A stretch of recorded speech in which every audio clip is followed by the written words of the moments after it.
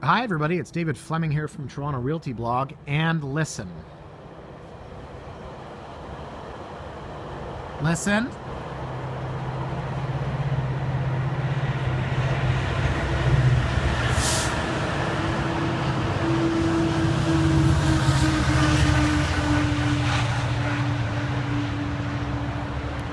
If you're still watching, you're really dedicated to Toronto Realty blog.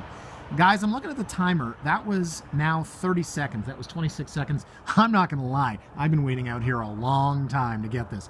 That was two trains. Not one, but two trains that just passed each other at the exact same time. So that doesn't always happen. Usually you get one train. We just had the benefit of two.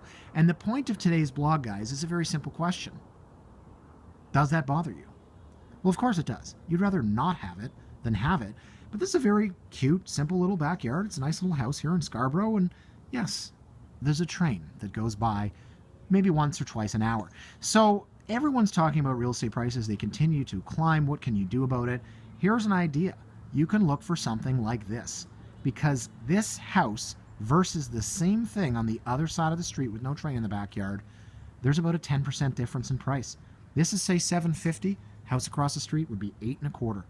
And so you guys heard that train. I really hope you listen to that whole thing, because honest to goodness, guys, I'm in my coat.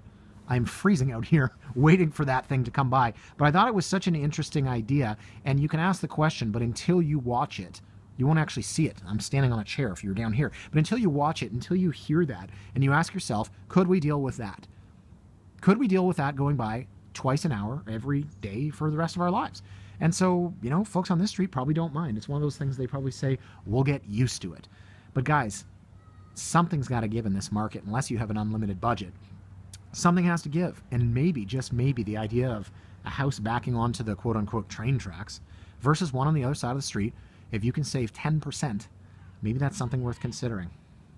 Anyways, I am freezing cold and it's time to go inside.